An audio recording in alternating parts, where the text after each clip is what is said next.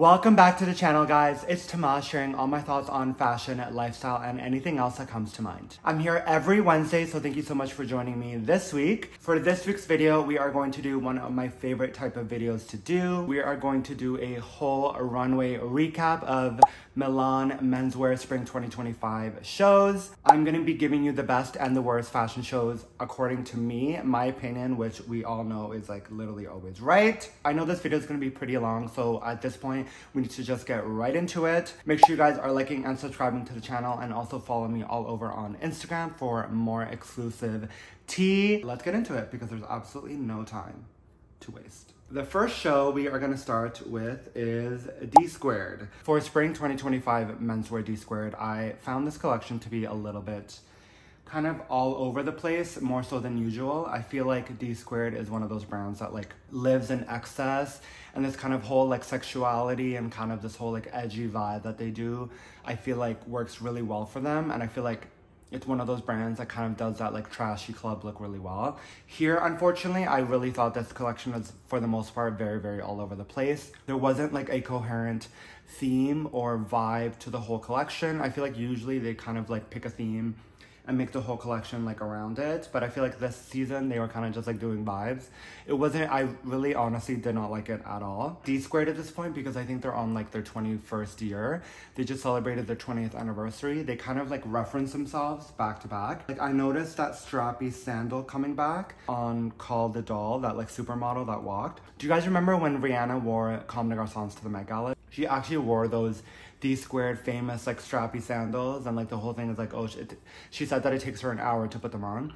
So I do like that they kind of reference themselves back. I know those sandals haven't been in production for like quite a long time, but here they are seemingly bringing it back. So I kind of like that. I do like when like fashion kind of like references itself a little bit. I just think the men's is not ever really that strong. I honestly don't even think that they like think about it. I honestly think the way D Squared works is they make like a mishmash of different pieces, and then they like hire a stylist to like put it all together, because there was just no coherence. And another thing that I've noticed about D Squared is that when I go on the website, I'm expecting for you to put all this runway stuff like into production so people can like actually buy it, but like I never see any of the runway pieces ever being made. So then that's just like another thing, like what's the point? Like I guess just for press solely, but if you're gonna like make all these pieces, I'm sure there's like a customer for it. You've been in business for 20 years. That's what's kind of disappointing for me when I like go on the D Squared website, that I don't see like a lot of the runway being produced. I am really curious, honestly, about the business. You know, they've been running for 20 years. I really wonder how like profitable it is, because I always see on their Instagram that they open a lot of stores, and they open them in very specific locations. Like they'll open them in like ski resort towns and stuff. So I guess D Squared does do like a ski collection, but yeah, I don't know. I have a lot of questions about D Squared, and this collection wasn't my favorite out of all of them. I think they could do way better. Not one of my favorites. Let's move on to MSGM. So in my notes here, I wrote, how is this a real business?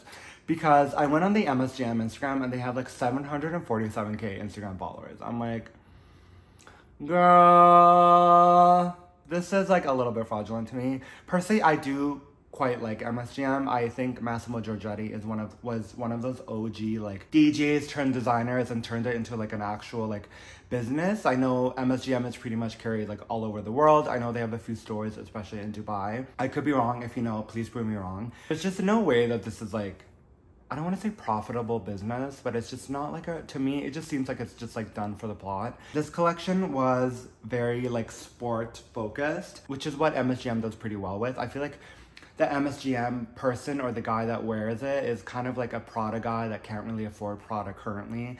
So he'll go to MSGM, and it does look a little bit like Marni-like to me as well.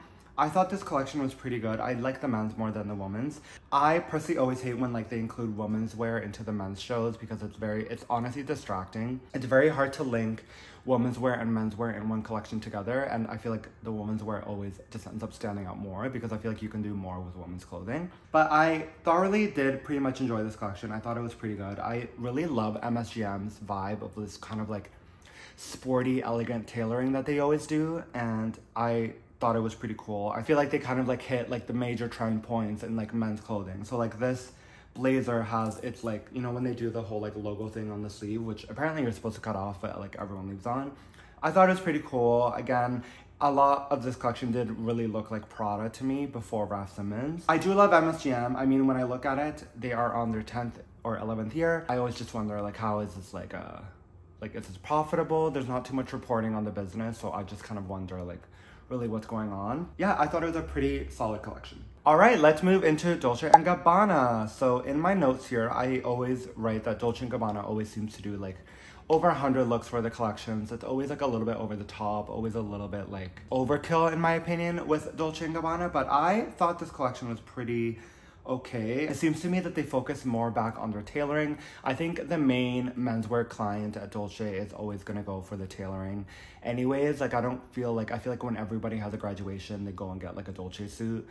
I don't know, I've always noticed that. I don't think that like the men's Dolce client is gonna go and buy like any of like the runway pieces. I don't think they really care. I think there was honestly nothing special. It's very retail focused. Like, you know, we're seeing like a polo that is probably knitted from very, very fine yarn. I feel like Dolce kind of knows what they're doing at this point. They don't really need to like kind of reinvent anything because that's not what their core customer would want anyways. To me, this was giving rich boy in vacation in capri. Would I ever wear it? Absolutely not. I get why somebody would feel appeal to it. It's very like masculine men's clothing, and I get why someone would want it. Honestly, the accessories were not good. I feel like I always focus on like accessories and shoes and bags. That's where the big business is for most brands, and I didn't see anything strong here, especially no strong bags. But the last 5 looks with the whole like looser tailoring with the lapels kind of more drawn out than usual, just very casual, very like Italian summer.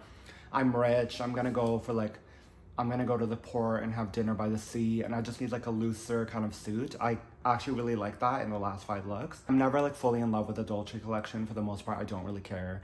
But I thought this was maybe like an honorable mention, that it was like pretty good, but not too bad. But not that good, you know? Okay, Fendi. I feel like I've recently come into terms that Fendi is like actually really bad. And this men's collection was not, I gotta say, this is probably one of the worst collections coming out of Milan this season. And then I think to myself, I'm like, well, Kim Jones can't do it because then because Silvia Venturi Fendi or whatever her name is does the men's, and then she and Kim Jones do like the Fendi women's wear collection. And then I'm thinking, well, why don't they just have Kim do the men's, because this is really bad, but then it'll just look like Dior men's. You know what I mean? Like, I don't even know who thought to put Kim Jones at Fendi. I really, really want to know, like, who thought to put Kim Jones at Fendi. It's not good, you guys. Like, this collection was just so uninspired. Such, like, honestly, this was like textile waste. If I sat down and watched the show, I literally would be like, why am I here? Like, this was honestly such a waste of time. And what really bothers me is when high fashion brands, like when I mean like Prada, Saint Laurent, Hermes, Balenciaga, they copy from like other designers. So like this like ballet flat thing that is like obviously copied from La Mer on like a Fendi, like why would you do that? Because a Fendi client is not gonna go and buy these. Like who is wearing Fendi menswear? Like, it's obviously those like douchey guys that wear like the Fendi t-shirts and stuff. They're not gonna go for this La Mer like ballet flat. And honestly, it really bothered me. I hate when like high fashion brands do this.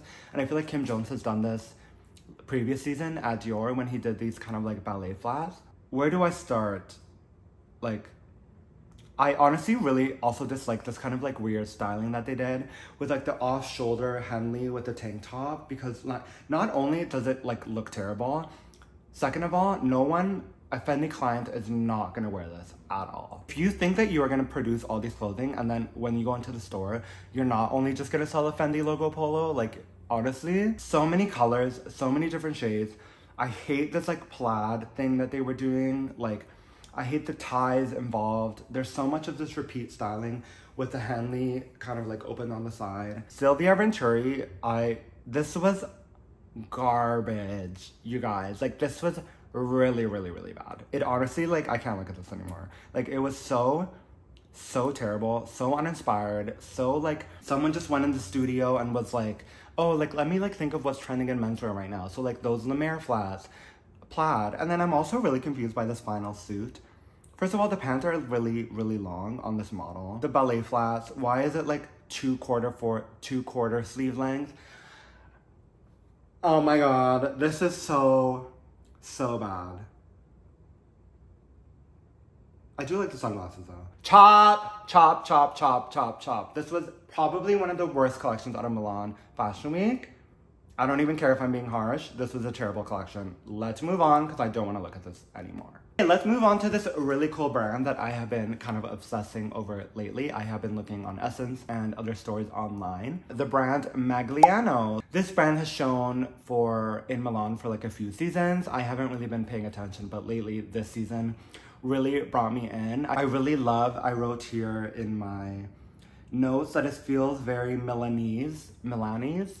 Like it's very Italian and European, and the way that they style kind of like a loose sweater with tailored pants. They always bring it back to kind of like elegance and very classic pieces, but like kind of with a twist. So like kind of like their hero piece right now is the kind of cardigan that has the Magliano logo like on the front, and they make it in like a myriad of colors. So that's kind of their hero piece.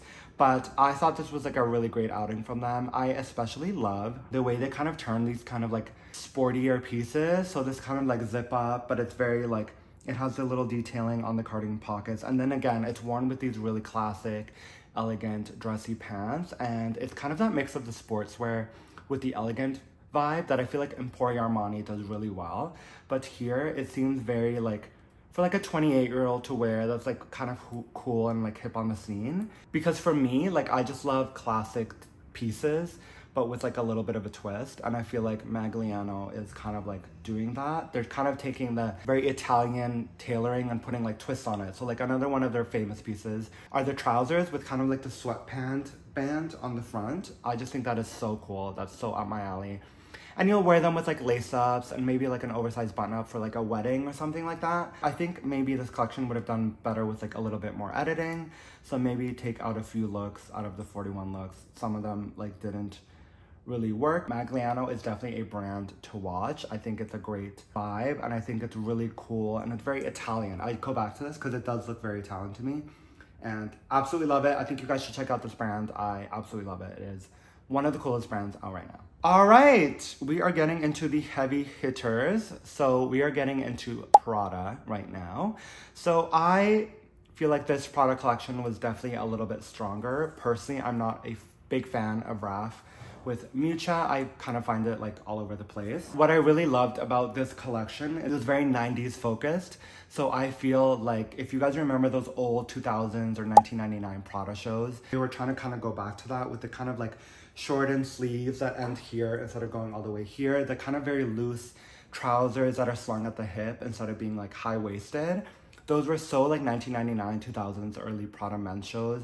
And I really, really appreciated that they brought that back. I think it looked really, really, really cool. To me, this was more of a Miuccia collection versus Raf. I didn't get a lot of the Raf signatures. I mean, like, this poor man is trying to make that friggin' jumpsuit thing that he was also trying to do at Calvin Klein, and it doesn't work. I think they put like 6 looks in here of that like jumpsuit thing. Raf, babe, it's not working. Enough with the like boiler suit thing. Like, it's honestly really, really not a vibe. I love the subjectiveness of a lot of the pieces. So if you guys zoom in a little bit, the belts are actually part of the pants. So it's kind of like a trumpet loyal look. And then I really love, if you guys look at the detailed pictures of the back of the sweaters, which they will usually have like the triangle logo, it's actually like a cutout. Such a cool way to put like your brand's logo that has been so famous for like 100 years onto the back of your pieces. I really love the primary colors looks of the collection. So, you know, very bright blue, they're very bright red. And one of my favorite pieces are these sweaters that look like it's actually like a shirt layered, but it's all one sweater. I thought there were some really, really cool ideas. I feel like with Prada shows, it's pretty impossible to kind of like the entire collection. There's always like a myriad of ideas in each collection that you will like appreciate or don't appreciate. And in this men's collection, you kind of have to look at the detail photos and really be like, okay, like I like this, I don't like this. For example, I really, really hated the shoes. I hate this like monk strap mule thing. I'm like, oh, what are we doing with the shoes? I don't know. I think are we like having a shortage of like good accessory designers? Because like some of these accessories are really, really not hitting this season. I mean, again, I mentioned that Raf put like 6 boiler suits in the collection. I think these product collections could do really well with like a little bit of editing, but it's hard because you have both Miuccia and Raf and you need to kind of like satisfy both. So you can definitely notice that it's like a little bit of a lot of ideas happening at once, especially with the styling. It can be like a lot with Prada. I thought this was a pretty strong collection from Raf and Mucha, definitely way better than the previous. Like for example, I wasn't a really big fan of the last season, and I just loved the like ode to the late 2000s collections of the men's collection with the kind of like looser pants. I caught that immediately and I was like, I totally love this. We are now getting into the final two collections. Let's finish off with JW Anderson. So I am usually not a big fan of JW Anderson, his collections. I mean, I am a big fan of obviously JW Anderson and his work at Loewe, but I find that the men's or the women's collection for his own main line aren't always coherent. And here's my thing that I wrote in my notes as well, is like, this is what bothers me. If you go on the JW Anderson website, nothing from the runway gets produced. So then I'm like, okay, so then why are you wasting our time? Why are you showing us, is this for press or is it for like a magazine then? If you're gonna just produce to like send all these clothing to like the magazines for shoots and stuff, it just seems really pointless, and it's really annoying because like he's made such cool ideas, like last season's that like very stiff hoodie. I mean, yeah, like maybe make one or two and sell it for like $9,500. Like obviously, you know what I mean? But it just feels like he doesn't have trust in himself. And he'll just send these ideas down the runway, and then when you go into the shop, it's like the like crossover jeans. You know, I'm just like, ugh, it's so irritating. It honestly like really bothers me. Another thing that really bothers me is that he'll do this kind of like 3 look idea thing. So like he'll have one idea and then he'll repeat it 3 times. And then the show will be like 71 looks. The show is 56 looks, but there's actually only like 18 ideas here because you keep repeating the same look 3 different times in 3 different colors. Like if we've saw it 2 times already, we don't need to see a 3rd time. But I will say I did really like this collection. I think JW Anderson is a genius at accessories, or he must have a really great accessory designer. There was some really cool ideas here, especially in the women's collections. I love these kind of like 2 balloons attached to the tunic at the bottom hem vibe. I thought it was really cool. The kind of like house knitwear was really beautiful. I hope he produces that because that was just really beautiful knitwear. I love how he'll take like very basic mundane ideas, like this kind of like Skims like rayon dress, but then he added like a 3D like tie on the front. Like I love that. That is so JW, and he really kind of like subverts very basic pieces, which I really like. I always see a lot of his shapes repeated, so especially this look 38 in the woman's part, this kind of v-neck dress that kind of like billows out. He's done that before. I love that he kind of like recognizes his own signatures in terms of silhouettes and styles, and then he'll like repeat them over and over. So I do like that. I just get really annoyed when it's like you're showing me the same look 3 times. Like again, with this kind of like skirt fabric thing that he did for the men's looks with the ties and stuff, he repeated it 3 times. I'm like, okay, but we've seen it 1 time already. I don't know. Let me know what you guys think of that. Maybe that's just like a me thing where I'm just like, why are you showing me the same thing 3 times? And he does it in every single collection. He repeats the same idea 3 times. I don't know. Let me know what you guys think of my like pet peeve with that. Maybe I'm just being like a little bit weird and off my head. One of my favorite pieces was this absolutely stunning, beautiful coat with the kind of like balloons attached to it. That was one of my favorite standout pieces. But then again, these are great ideas, and we love to see them on the runway show, and we love to see them like in magazines, but I'm sure there's a customer for it. You'd be surprised of how like a little bit kooky like older women are in the UK, where like if they have money, they would 100% wear this, and they'll wear it with like jeans and loafers. You would be surprised because every time I've been to London, you kind of see those kind of like kooky fashion people, kind of similar to like Comme des Garçons. CDG is very 3D focused, and I feel like JW is kind of going to that kind of 3D vibe with the, you know, the hangers attached to the dresses and all of that. Trust me, there are customers for it, and like I just wish I would see more trust in himself and his brand to produce this product for people to buy. And we are gonna finish, unfortunately, on a negative note, and that is going to be Gucci by Salvatore Sarno. People were saying that this is his first Gucci collection, but it's actually not. The last men's collection, I think he had a part of in it. First thing when I saw this, I'm like, Madame, this is Pier Paolo for Valentino. Like, who are you fooling? This looks exactly like a Valentino men's collection. One thing I really did not like about Pier Paolo at Valentino, so he would do these very awkward, unwearable, like long oversized shirts with the mini short shorts and a boot, and I'm like, literally nobody dresses like this, Madame, so please stop doing that. But he would do it all the time. So it's just a direct copy of Valentino, down to the silhouettes and stuff. I really did not like a big focus on these prints. I feel like prints are a little bit outdated and they're not very like unless you're wearing them as a set, it doesn't really work. And I just really didn't like that there were so many looks with these awkward, like not flattering printed long sleeve shirts. I really didn't like it, especially paired with the short shorts. Very unflattering. I feel like the short shorts were an ode to kind of like Prada a little bit, like Raf, because they did that a few years ago with the leather shorts. It just seemed like a lot of ideas from other designers, and to me, I wrote here that it just overall felt very rushed. Like, because I follow Sabato on Instagram, like he didn't post a lot about the men's collection. They didn't do an after party, you know, when they had the cruise show last month. Everybody flew out for it. They did a huge after party at the Tate Modern in London, and even like people that I follow from London were there as well. But he didn't even post a lot about this. To me, it just felt like this collection was very rushed, very off the cusp, didn't really think a lot about it, and it just was, it wasn't a great collection, guys. I actually feel like this was a very big step back for Sabato, which I already feel like Sabato is kind of trying to like push back at haters because a lot of people don't love it. It wasn't strong. I will say Gucci is such an accessories brand that I was surprised to see no hit shoe, no hit bag, like these weird flat like Merrill, like outdoor sporty flats are really unflattering. No standout bags. I hate these weird like beach like fluffy leather bag thing that he was doing, and he kept repeating over and over that says like Gucci. It looks like a fake Gucci bag, like patent pouch leather thing. I'm like, ah!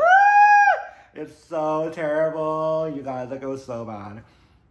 Mixed in with these terrible prints, mixed in with these short shorts, terrible shoes. Ugh, this was really bad collection. I'm gonna have to And it's a shame because I loved the cruise collection last month. I was like obsessed with it. I was like defending that with all my life. I thought it was a beautiful like British UK vibe that he was doing. But then you look at, you'll see the men's and then the women's, and they have no correlation at all. And it was just like, yikes.